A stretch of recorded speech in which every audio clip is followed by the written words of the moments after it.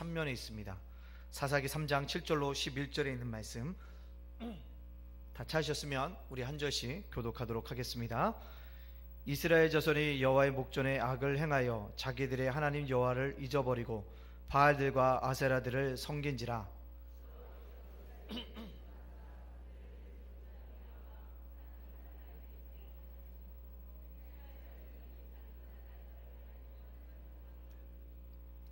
이스라엘 자손이 여호와께 부르짖음에 여호와께서 이스라엘 자손을 위하여 한 구원자를 세워 그들을 구원하게 하시니 그는 곧 갈렙의 아우 그나스의 아들 온니엘이라.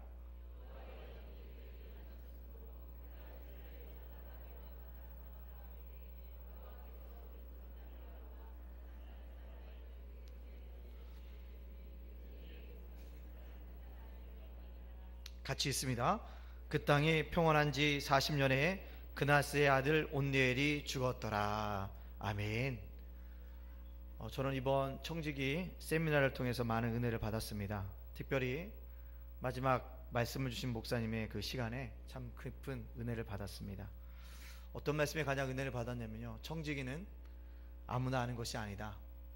하나님께서 특별한 목적을 부르신 사람만이 감당할 수 있다. 근데 감당할 때 하나님의 능력이 나타나야 한다라고 말씀하셨습니다. 그래서 그 어떤 능력이 나타나야 되냐라는 것을 로마서 1장 16절의 말씀을 가지고 우리에게 쭉 얘기해 주셨는데요, 첫째로는 복음의 의식을 갖고 살아가야 한다라고 말씀하셨습니다.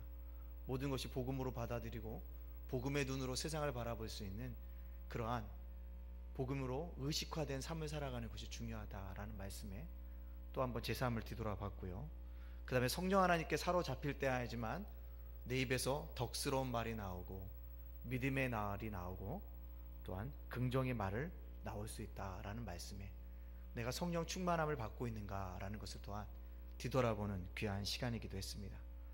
또 그 다음에 제 마음에 찔렸던 것이 있다면 하나님의 관점에서 자신을 평가하고 뒤돌아봐라 라는 말씀에 참 깊이 또한 찔림을 받았습니다.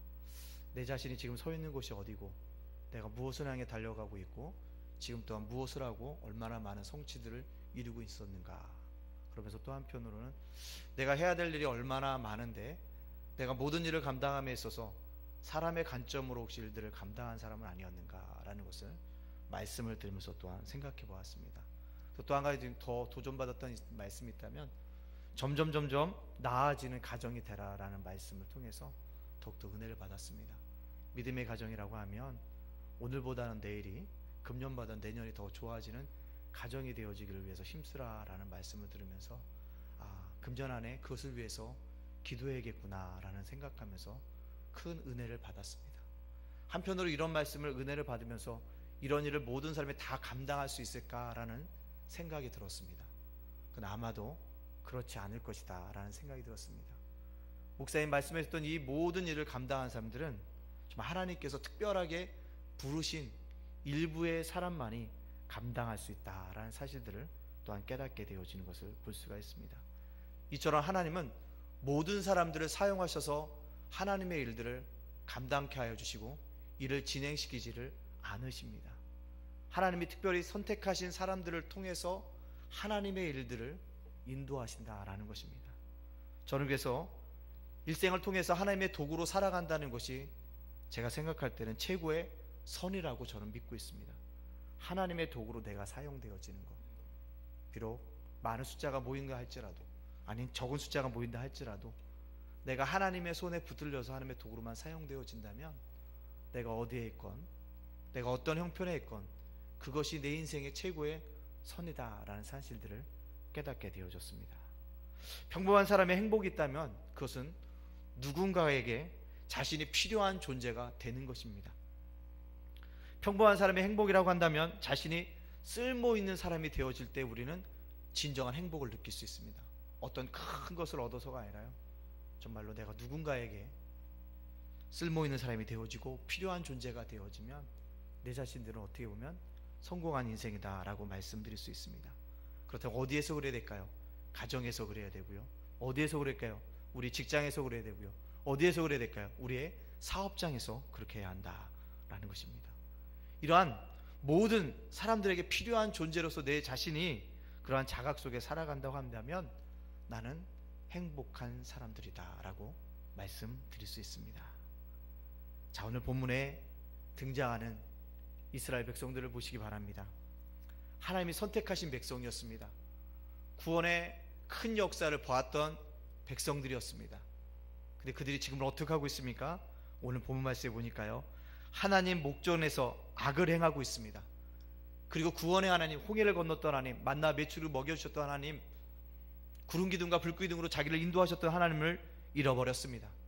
그 하나님을 잃어버리고 오히려 누구를 섬기고 있냐면 바알 신들을 섬기고 아세라 신들을 섬기고 있는 이스라엘 백성들의 모습들을 우리에게 보여주고 있습니다. 왜 이스라엘 백성들이 이렇게까지 타락했을까요? 구원의 간격은 오간 데가 없고 어찌하여 바알과 아세라 신을 섬기는 백성으로 전락했습니까? 그 이유에 대해서 오늘 본 말씀 4절이 우리들에게 얘기해 주고 있습니다. 우리는 읽지 않았지만 4절에 있는 말씀 다 같이 한번 읽어볼까요? 시작.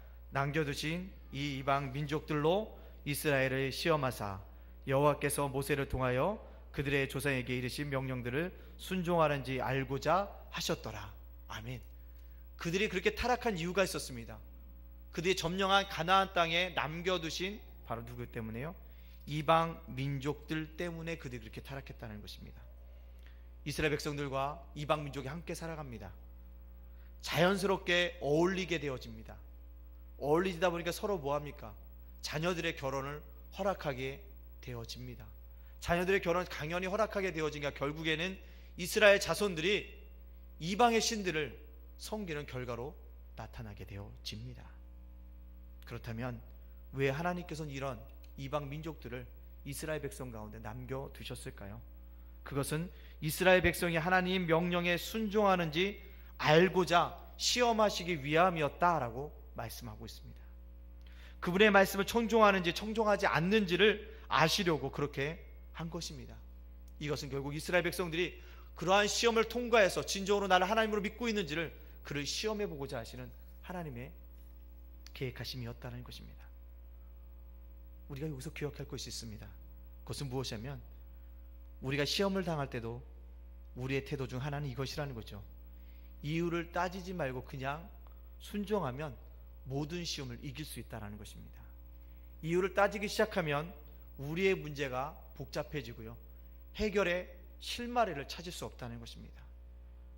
이유를 따지기에 앞서서 우리가 하나님 앞에 순종하면 모든 문제가 풀려진다는 것이죠. 그런데 이스라엘 백성들은 그 시험을 통과하지 못했습니다. 오히려 남겨두신 이방 민족들과 함께 어울렸고 그들과 함께 모든 것을 용납해버리고 말았다는 것입니다. 결국 그들은 이방 신까지 섬기는 자리로 나아가게 되어졌다는 것입니다. 그렇습니다. 세상과 타협하는 순간 무너져 내리게 되어집니다. 믿음의 조상 아브라함도 세상과 타협했던 때가 있었습니다. 언제일까요? 사라가 자신의 몸종이었던 하갈을 주잖아요. 그를 받아들인 것입니다. 하나님의 약속을 믿고 끝까지 참아야 되는데 받아들였다는 것입니다. 그래서 결국 아브라함을 통해서 이스마엘이 이 땅 속에 태어나게 되어집니다. 그 아이로 인해서 가정에 불화가 생기고요, 결국 하갈을 쫓아내 버리는 사태로 이어집니다. 그리고 지금까지 이스라엘 백성들과 아람 민족들이 서로 죽이려고 혈안이 되어져 있다라는 것입니다. 그렇습니다. 오늘 저와 여러분의 문제도 어쩌게 보면 세상과 타협했기 때문에 오는 어려움일 수 있다라는 것입니다. 오늘 이스라엘 백성의 문제들도 세상 사람들과 타협했기 때문에 오는 문제들이었다는 것입니다. 하나님이 그들이 세상과 타협하니까 결국 메소포타미아 왕이었던 구사 리사다임 왕에게 그들을 8년 동안 맡기게 되어지는 것을 볼 수가 있습니다. 8년 동안 그 왕을 섬기는데 엄청난 핍박이 다가옵니다. 말로 헤아릴 수 없는 손해가 그들을 입히게 되어집니다. 그렇게 되자, 핍박이 일어나자, 손해가 일어나게 되자 비로소 그들이 하나님을 찾기 시작하였더라는 것입니다. 그 하나님의 놀라운 섭리는 무엇이냐면 이스라엘 백성들이 이렇게 스스로가 타락해 가고 있었지만 하나님들은 그를 구원하시기 위해서 한 구원자를 이미 예비시켜 두셨습니다. 그 사람의 이름이 누굴까요? 우리가 읽었던 본문의 바로 온니엘이 있습니다. 이스라엘 사사의 첫 번째 사사였던 온니엘을 하나님께서 준비하셨다라는 것입니다. 저는 이 말씀을 준비하면서 왜 하나님께서 이 온니엘을 사용하셨을까라는 그런 의구심을 제 가슴 속에 품게 되어졌습니다. 왜 하나님께서 이 사람을 꼭 사용하셨을까라는 것입니다. 오늘 우리는 본문을 통해서 왜 하나님이 이 온니엘을 이스라엘의 구원자로 세워서 이스라엘 백성들을 구원하시는지를 본문을 통해 살펴봄으로써 함께 은혜를 나누고자 합니다. 첫 번째로는요, 온니엘은 순종의 사람이었기 때문에 하나님이 사용하셨습니다. 우리 본문에 있는 말씀, 9절에 있는 말씀 다 같이 한번 읽어볼까요? 시작. 이스라엘 자손이 여호와께 부르짖음에 여호와께서 이스라엘 자손을 위하여 한 구원자를 세워 그들을 구원하게 하시니 그는 곧 갈렙의 아우 그나스의 아들 온니엘이라. 아멘. 그는 곧 갈렙의 아우 그나스의 아들 온니엘이라 라고 말씀하고 있다는 것입니다. 성경의 인물을 소개할 때 보통 이렇게 소개합니다. 누구의 아들 누구누구라고. 그렇죠? 누구누구의 아들 누구누구라고 보통 성경은 그렇게 소개를 하고 있는데요, 오늘 본문 말씀 그렇게 소개를 하지 않고 있다는 것입니다. 온니엘을 소개하는데 뭐라고 얘기합니까? 갈렙의 누구였다? 아우였다라는 사실을 우리에게 강조하고 있다는 것입니다. 그 다음에 뭐라고 합니까? 그나스의 아들인 온니엘이라고 설명하고 있다는 것입니다. 저는 온니엘을 갈렙의 아우라고 소개한 이유가 있다고 봅니다. 그 이유는 아마도 갈렙과 같이 온니엘도 무언가를 소유했을 것이기 때문에 그렇다는 것입니다. 제가 결혼을 하고 저희 처제와 첫 대화를 하는데, 처제가 정말로 초중고를 다니는데 저희 아내 때문에 무척 괴로움을 많이 당했다고 하더라고요. 초등학교, 중학교, 고등학교. 그래서 뭔가 아내의 약점을 잡을 것이 있는가 해서 물었죠. 뭐 때문인데? 뭐 때문인데? 그랬더니 그러더라고요. 처제가 수업 시간에 들어오는 선생님들마다 네가 누구 동생이야? 걔는 바른 생활하는 아이인데 너도 그러니? 라는 걸 늘 질문을 하셨다는 거예요. 초등학교, 중학교, 고등학교. 근데 저희 처제는 약간 처제한테 귀에 들어가면 혼날 수도 있는데요, 좀 바른 생활과는 좀 거리가 멀어요. 좀 거리가 멀고 주로 연기를 전공을 했기 때문에 중앙대학교 연극영화과를 나왔기 때문에 연기하는 쪽에 관심이 많아서 흔히 말하면 좀 논다는 아이들 있죠. 좀 논다는 아이들과 같이 어울렸기 때문에 그런 수업 시간에 선생님들한테 그런 얘기를 들을 때마다 정말 선생님이 미웠다고 하는 이야기를 들었습니다. 그 얘기가 뭘까요? 사람들이 형제 자매라고 하면 무언가 둘이 공통점을 찾고 있게 되어진다는 것이죠. 그 언니가 그랬으니까 그 여동생도 뭐 했을 거야. 그 형이 그랬으니까 분명히 동생도 뭐뭐 할 거야 라는 생각이 은연중에 있더라는 것이죠. 은연중에 있더라는 것입니다. 마찬가지라는 것입니다. 갈렙인 아우인 온니엘도 갈렙과 같은 그 무언가가 공통된 것이 있었다는 것입니다. 그것이 무엇일까라는 것 생각해 보았더니요, 성경을 찾아보니까요, 갈렙과 온니엘은요 형제 이상의 동지를 애를 갖고 있었습니다.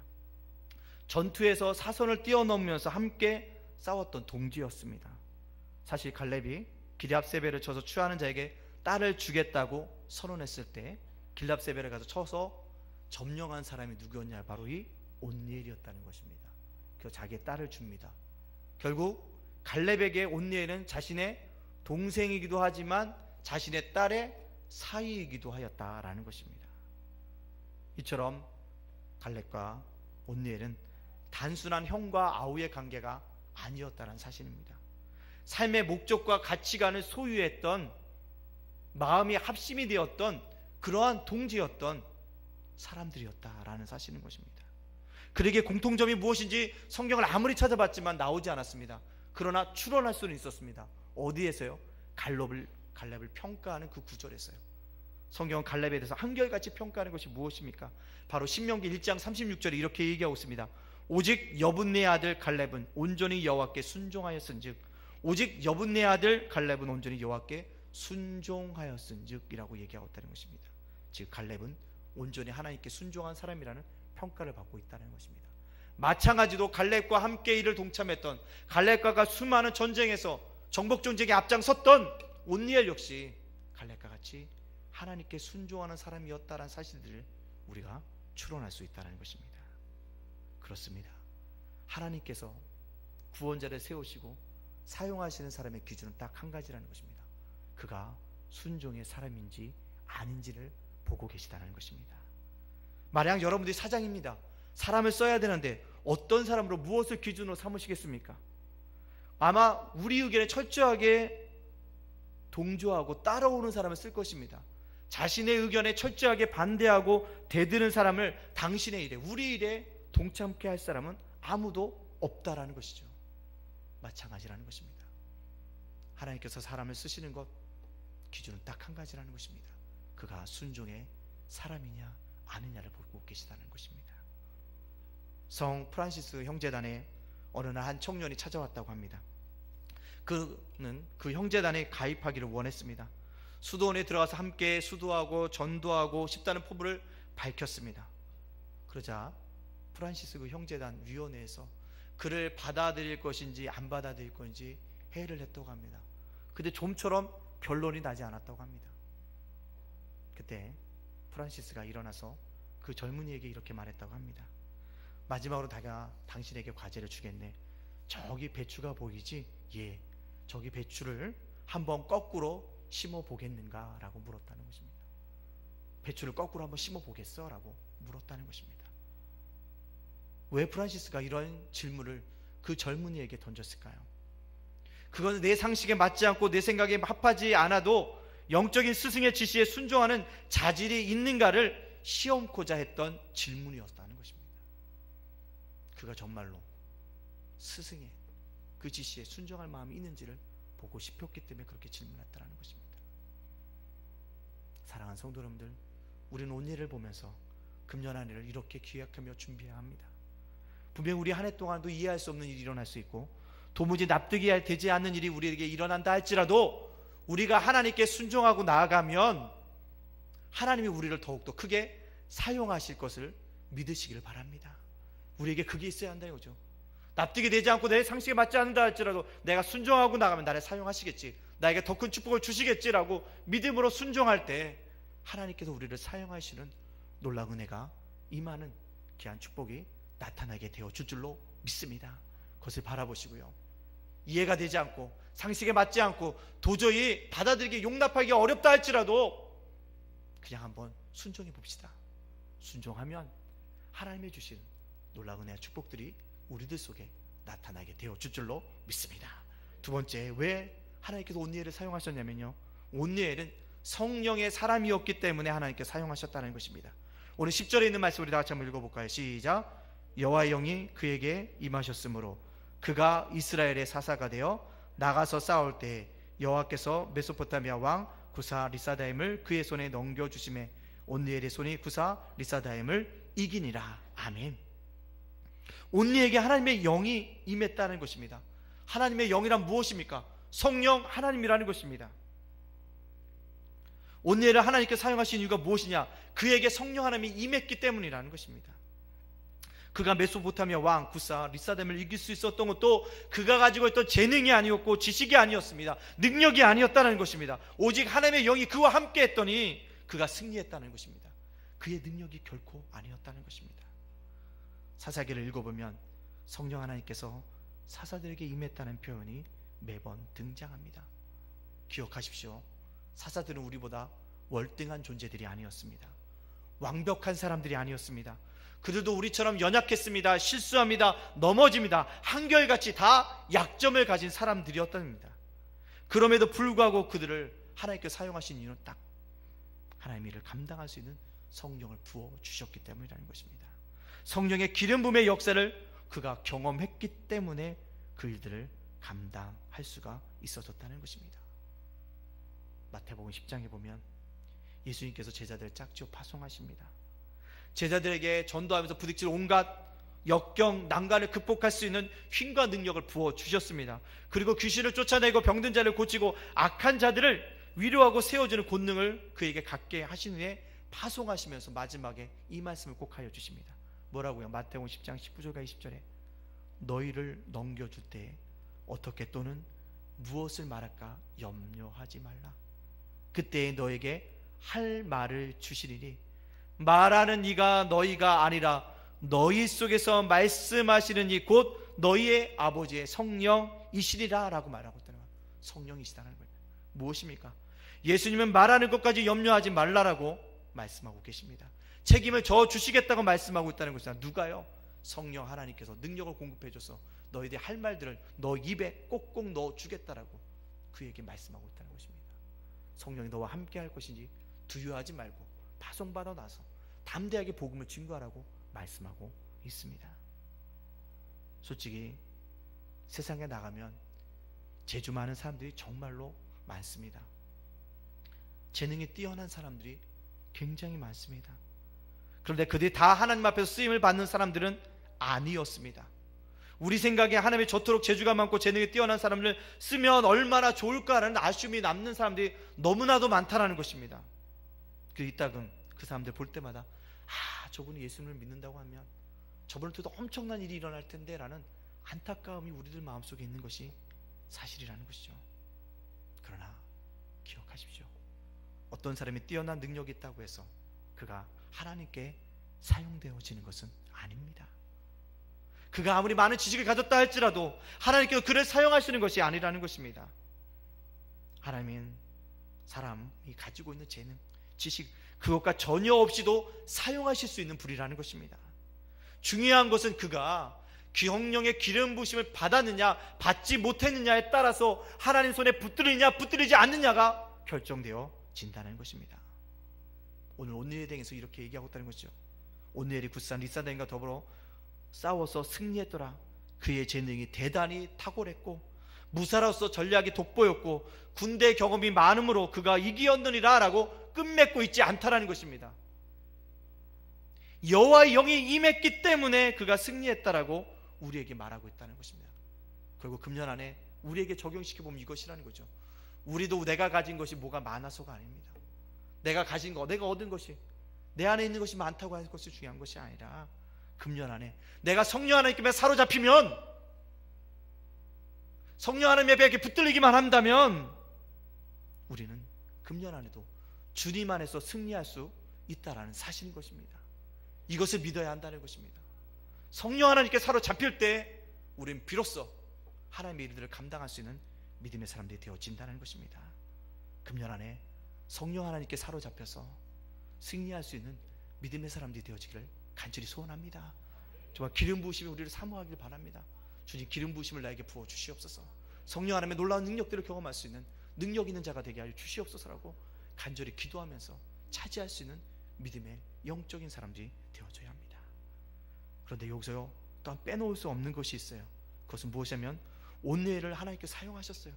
근데 그에게는 영광이 되었지만 그에게만 영광으로서 제한되어진 것이 아니라 그와 함께 있는 사람들도 기쁨을 나누게 되어진다는 것이죠. 11절에 있는 말씀입니다. 우리 다 같이 한번 11절에 있는 말씀 읽어볼까요? 시작. 그 땅이